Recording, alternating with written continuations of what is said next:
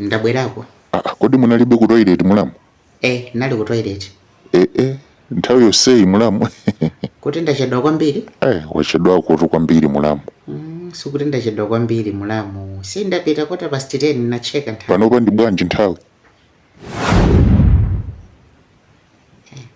I think it apapa 5:11. Of course ndokumvetsetsani kuti mwina iniyo sinangase munandizolowere ndikoyamba kukumana lero. Koma ku toilet ndimachedwa kwambiri. Ndimene ndabadwira basi. Imanyimenya kwambiri ku toilet 2 hours 3 hours. Olabiti waso anandizolowerera biti zimezo zachilendo. Kodi numakala ngati maganisira kunkwapa bwanji? Inu simenenso ndisosipopa sokuti makalisa ku toiletiso kumachita kuzipopa sokuti makalisa ku chimbozi pamaso pa chimwene anga mwabwera kusaonekera muzikala mukuzipopa chifukwa cha simenenso. Mabiti basi zatha mulamu basi it's zimachitika.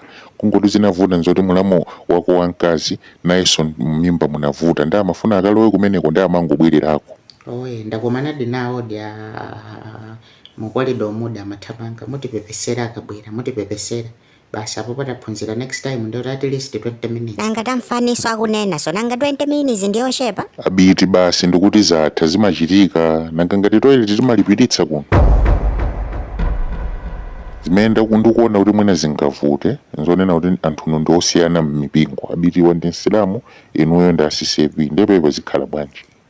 Of course anandifotokozera ndinauza kuti pepo sikuti pakhala vuto zimene zichita sinanga chisilamu ndi basi Friday tipanga zoti kandi pandikhala ndi kanjo wanga chikofia Friday tizipita kumene kwa chisilamu ndakuti Sunday tizipita so ku church kwa ife basi. Zikufunika kuti muzapita mpingo umodzi ngati banja.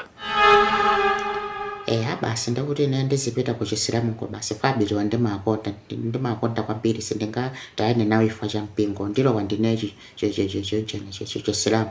Apatu ndemukuyankhula dzadze ndemungachitero kuoneka bwino muchikovia plus nkanjo pati amunanga atiliki. Koma mulamu trick uli bwino unaiwala tukuflasha ku toilet iku nde chimbudzi chake ndikuchiona kuti ndi cha blue. Chimbudzi cha blue? Baby mulamu yuto wasiya chimbudzi cha blue kuko. Anthu mukumajezi chani mmakomo? Kodi atiliki ine ndimakulakwira nishana atiliki. Ndeti siye tukaizocheza zitipitikayi ku chipatalatu. Ineyo bazi ndikupita ku nyumba jamani. Sina sikonjene